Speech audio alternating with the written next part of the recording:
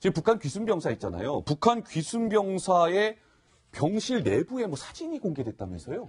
네, 사실 완전하게 보이진 않았는데 일부 볼 수 있었는데요. 저희가 지금 사진을 한번 준비를 해봤습니다. 지금 이게 어떻게 찍힌 거냐면 그 수원 아주대병원 13층 VIP실 내부인데 바깥에서 이렇게 당겨서 찍은 건데요. 네. 보시면 아시겠지만 지금 이제 저 등이 보이는 사람은 그 앉아있는 사람은 누구예요? 아무래도 정부 관계자로 추정이 되는데요. 24시간 동안 오청성 병사를 좀 감시하고 좀 일단은 경호를 하고 있는 사람이 있다고 합니다. 그렇기 때문에 응접실에서 일단 오청성 병사를 좀 경호를 하는 그런 상황인 것 같고, TV도 보실 수가 있잖아요. TV 네. 앞에 그러니까 무전기 같은 게 있는 것 같아요. 무전기군요. 저 원안에 있는 것이. 네, 경호를 계속 예. 하고 있기 때문에 저런 식으로 이제 뭐 무전기도 여러 대 갖다 놓은 걸로 보이고, 지금 사실 블라인드가 다 내려진 게 아니고 3분의 1 정도는 열어놨기 때문에 저 모습이 포착이 된 건데요. 뭐가 의도가 있는 거예요? 일단은 이제 바깥에 남측의 어떤 풍경을 볼 수 있도록 여기가 이제 남한이다, 한국이다. 그리고 이제 바깥에 뭐 정치 같은 것도 느낄 수 있도록 일부러 블라인드도 조금 열어놓고 창문도 조금 열린 걸 볼 수가 있어요. 바깥에 뭐 그렇군요. 소리라든지 뭐 바람 같은 게 들어올 수 있도록 저렇게 열어놓은 모습까지 볼 수가 있었습니다. 자, 아주대병원 이제 13층에 있는 VIP 병실이란 얘기인데요, 시청자 여러분. 이 병실이, 이 13층이 그 석혜균 선장도 있었던 13층 병실이 아마 같은 곳에 있었습니다. 그런데 강병규 기자, 네. 저 병실에 대해서 강 기자가 좀 알아봤죠? 예, 어떻습니까? 그렇습니다. 일단 VIP실이니까 당연히 고가겠죠. 얼마 정도 할 것 같으세요? 하루에 네. 한 100만 원쯤 하지 않을까요? 어떻습니까? 너무 높게 짚으신 너무 것 같고요. 높습니까? 예, 1일 기준으로 58만 원입니다. 58만 원. 네네. 제가 목이 다 메이네요. 네. 그만큼 되게 비싼 가격인데, 이 전담 간호사가 상주하고요. 또 TV와 소파가 비치된 보호자용 공간도 따로 있을 정도로 상당히 쾌적합니다. 근데 이제 이 비용을 누가 지불하느냐 가지고 정부 당국이 이제 협의 중인 걸로 알고 지금 있는데. 치료비가 한 1억 원 정도 나올 거래요. 예, 1억 원. 다 합치니까 수술비 다 합치니까 한 1억 원 정도 나온다고 하더라고요. 통일부가 며칠 전에 먼저 선수를 쳤어요. 네. 이거는 하나원에서 인계를 한 게 아니기 때문에 아직 국방부에서 데리고 있기 때문에 국방부가 지불을 해야 된다. 그런데 국방부는 뭐라고 했냐면 아직 협의 중이다라고 얘기를 했어요. 그러니까 그렇군요. 통일부와 국방부 사이에 어떤 비용 지불에 관한 협의가 좀 더 이루어지지 않을까 예상됩니다. 네, 북한 귀순병사 이름 석자는 오청성입니다. 그런데 상태가 젊어서 그런 걸까요? 굉장히 정말 좋아지고 있다고 하는 게 노은지 기자. 이제는 아까 그 방 모습 보면 TV 있었잖아요. 네. TV까지 이제 앉아서 시청할 정도 수준으로 회복됐다면서요. 맞습니까? 그렇죠. 일단은 가끔 스스로 앉기도 한대요. 누구의 도움도 없이 스스로 앉아서 TV 시청도 한다고 하고요. 그리고 어제는 사실 저희가 미음과 물김치 정도만 먹는다, 부드러운 음식 위주로 먹는다는 얘기를 전해드렸었는데, 네. 이번에는 일반 병원 식사 나오는 그 반찬 같은 것도 먹는다고 하고요. 그렇군요. 그리고 VIP 병동 같은 경우에는 3만 원 정도 상당의 그 유기농 과일이 제공된다고 합니다. 그래서 아마도 오청성 병사도 이 과일을 먹고 있는 것 같다, 이런 얘기를 전해줬습니다. 자, 북한 귀순병사를 치료하고 있는 이국종 교수 얘기를 좀 해볼까요? 이국종 교수와 채널A 사회부 기자가 만나서 단독으로 좀 인터뷰를 해봤습니다. 그런데 이국종 교수가 이런저런 할 얘기가 참 많았던 것 같은데요. 먼저 그 부분 중에 한 부분을 듣고 말씀을 이어가 보도록 하겠습니다. 항공팀 응답하세요, 오버. 비행 중 항공팀 응답하세요, 오버. 나 이국종이야, 오버. 안 되지? 그냥 이렇게 동네 무전기 같은 거 가지고 하는 거야. 이거 누가 산 거라고? 부장님께서. 내가 산 거야. 그럼 나라 돈이 없나? 그냥 이 나라가 진정성이 있냐고요. 털끝만 치라도. 다시 얘기하자면 내가 달라진 게 없어. 참만 많이 봤어. 참만. 왜 관심이 없는가 보고 목소리 보는 별거 아니고. 손에 장을 쓰지. 나 이국종이야, 오바. 뭐 이렇게 얘기하는 건데요. 저 무전기를 시청자 여러분 좀 주목해 주셔야 되는데, 노은지 기자.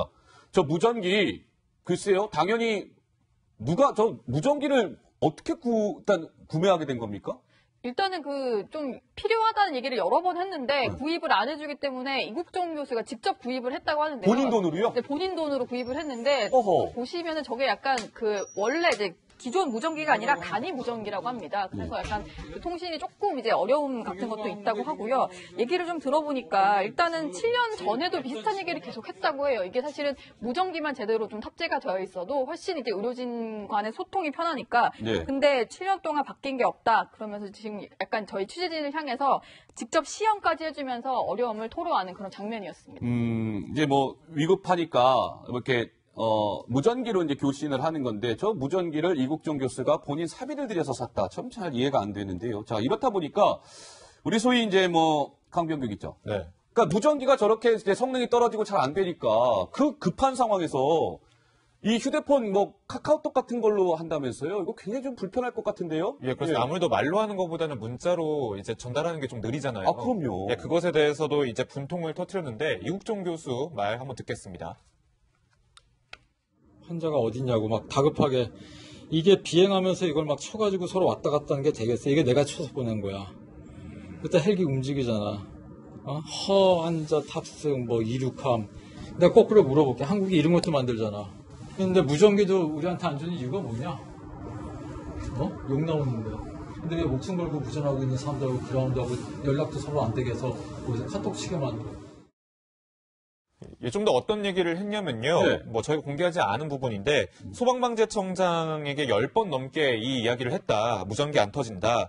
근데 사실 무전기 만드는데 1,000억 하는 것도 아니고 들여오는데 1,000억 하는 거 아니지 않냐. 그런데 맨날 곧 해결될 거다라고 반복하는 것에 대해서 상당히 염증이 났다. 그런 얘기도 했습니다. 네. 그렇군요. 저 단독 영상을 보니까 눈에 띄는 부분이 좀 있는데 그 이데스크가 어떤 부분인지 콕 집어서 좀 정리를 해보셨다고요? 네, 이국종 교수와 관련해서 계속해서 많은 분들이 관심을 갖고 있는 것 같습니다.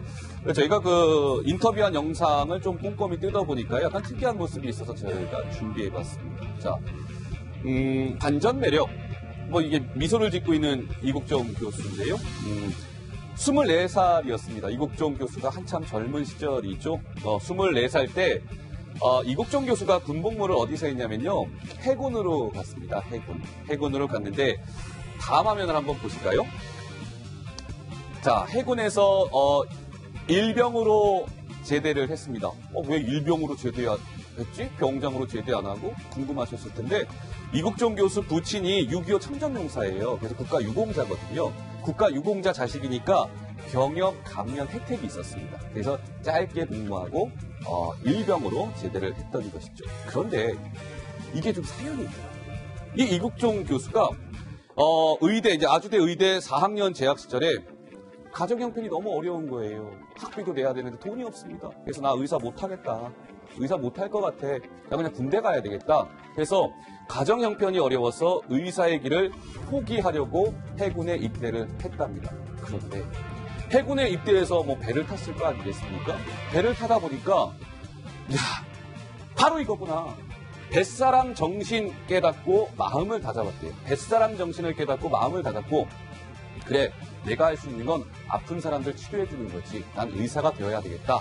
그래서 제대하고 나서 다시 의대로 복학을 했고 의사가 됐다는 그 사연이 전해졌습니다. 다음 화면 보실까요?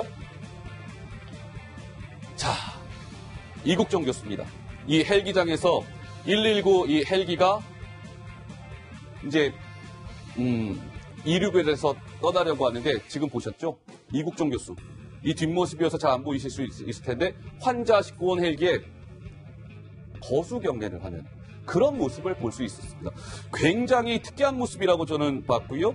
역시나 이 해군 쪽에 굉장히 인연이 많은 것 같고 명예 해군 소령 계급장을 지난 4월에 나갔습니다. 자, 강병규 기자. 네. 이 헬기 얘기 나왔으니까 이국종 교수와 이 또 헬기는 또 뗄래야 뗄 수 없는 사연들이 많잖아요. 예, 그렇습니다. 일단 저희가 계속 소식을 전해드리고 있지만 이국종 교수 하면 지금 사진을 보는 것처럼 헬기 레펠 강화 훈련을 하고 있습니다.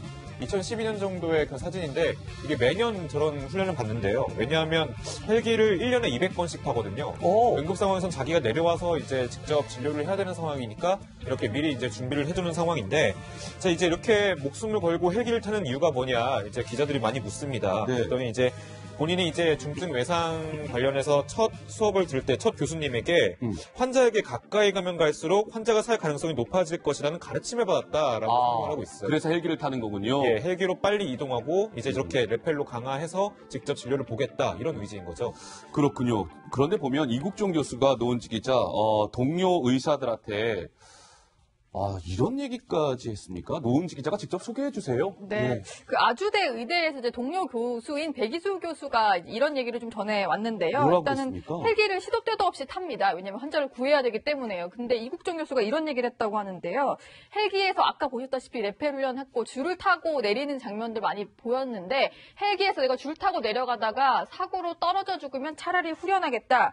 이런 얘기를 할 정도로 사실 극도의 피로감과 긴장감 그리고 사실은 좀 어렵죠. 환경이 워낙 열악한 상황에서 계속 환자를 살리겠다는 일념으로 긴장을 하고 있어야 되기 때문에 네. 그래서 동료 교수에게 저런 식의 차라리 죽었으면 후련하겠다 이런 얘기까지 토로를 했다고 합니다. 야, 이게 오죽했으면 내가 헬기에서 줄 타고 내려가다가 사고로 떨어져 차라리 내가 죽었으면 좋겠다. 그러면 내가 오히려 마음이 후련하겠다라는 얘기까지 동료 의사한테 했다는 얘기인데요. 그런데 강병규 기자, 네.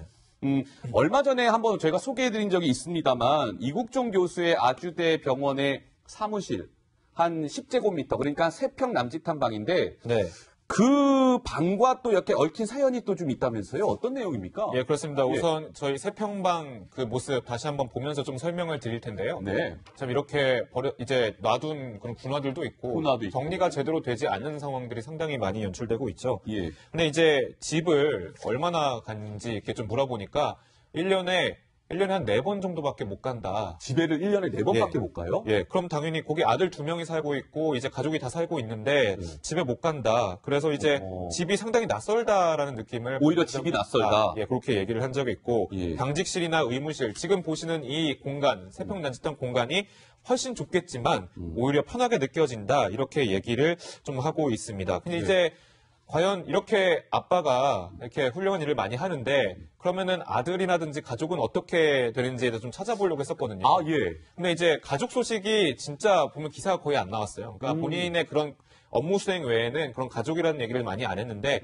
그 중에서 좀 하나 아들 얘기를 좀 했던 게 있었습니다. 어떤 얘기예요? 이제 아들도 이제 뭐 자녀들이 만약에 이렇게 4번씩밖에 안 들어오면 정말 불만 많겠다, 원망 많이 하겠다라고 얘기를 하니까 이제 뭐 큰애가 뭐 이렇게 얘기했습니다. 육종 교수가 큰애가 중학생인데 아버지 닮아서 공부를 못한다. 근데 의사면은 공부 잘할 것 같은데 공부를 못한다고 하는 게 좀 아이러니해서 다들 이 인터뷰에 좀 시선이 많이 갔다고 하더라고요. 그렇군요. 알겠습니다. 자, 그런데 이번에 얼마 전에 시청자 여러분 추석 연휴였잖아요. 그런데 노은지 기자, 추석 연휴 기간에 이국종 교수는 오히려 그때가 제일 무섭다고 한다면서요? 그 기간이. 사실 추석 연휴를 못 쉬는 사람들이 있죠. 그런 직종들이 있는데 특히 중증 외상 환자 같은 경우에는 이제 이국종 교수가 이런 얘기를 했는데 연휴가 제일 무섭다 이런 얘기입니다. 왜냐하면 어마어마하게 환자들이 몰려들 거기 때문에 연휴가 제일 무서워요. 이런 얘기를 지난 9월에 한 적이 있었는데요. 연휴가 무섭다. 네, 왜냐하면 중증 외상 환자들이 좀 어떤 식의 좀 그 상처를 입은 환자들이냐면 그 보시면은 추석 연휴에 뭐 사건 사고라고 해서 여러 가지 그 교통사고라든지 다양한 사건 사고가 벌어지는데 그 현장에서 이송되는 환자들이 바로 중증 외상 환자입니다. 네. 예를 들어서 설명을 해드리면 뭐 공사장에서 추락을 한 인부라든지 아니면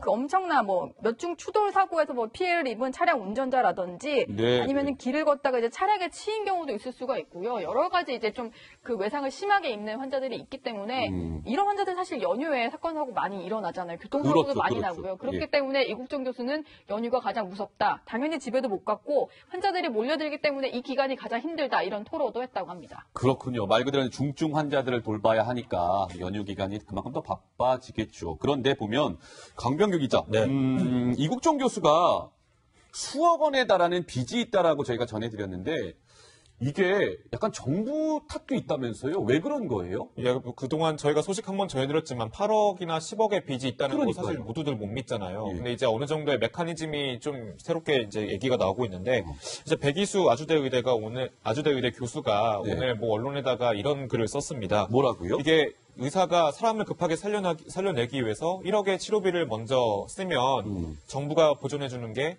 단돈 5천만 원밖에 안 된다. 자, 1억 원을 쓰면은 정부가 보조해주고 지원해주는 게 절반인 5천만 원밖에 안 준다? 예, 그렇습니다. 그렇게 따지면 한 20명 정도를 이렇게 고치면 벌써 한 10억의 빚이 생기게 1억의 빚이 생기게 되는 건데 한 200명 정도면은 한 10억의 빚이 생기는 거죠. 그런데 이제 이렇게 아무리 고쳐도 중증 외상으로 죽어나는 환자가 1년에 3만 명 정도 된다. 3만 명이요. 그러니까 생각보다 이런 중증 외상의 환자들이 상당히 많은데 이제 결국 정부에서 이 치료비를 100% 보전해주지 않는다라는 거죠. 그러니까 이제 사실 이국종 교수가 지금 뭐 계속 전해드리고 있지만 환경 그리고 국가에서 지원해주는 그런 인프라가 상당히 부실하다고 매번 지금 지적을 하고 있잖아요. 네네네. 그것뿐만 아니라 이런 의사에게 지원해주는 이 금액 자체도 치료비 보전 자체도 상당히 부실하다 이렇게 지금 강조를 하고 있는 상황인 겁니다. 알겠습니다. 뭐 이거 그러니까 지원을 늘려야 된다라는 게 청와대 국민청원 게시판에 굉장히 그 글들이 쇄도하고 있죠. 청와대가 조만간에 그에 대한 결과물을 발표한다고 하니까 좀 잘 봐야 될 것 같고요.